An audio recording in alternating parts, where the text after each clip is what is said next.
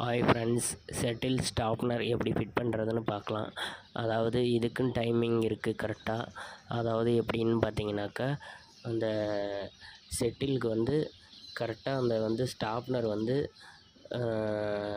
ரொம்பவும் வெளியவும் இருக்கக்கூடாது, ரொம்ப உள்ளவும் இருக்கக்கூடாது. ஏன்னா வெளியவும் இருந்ததுனால பாயிண்ட்டு மாறிடும்.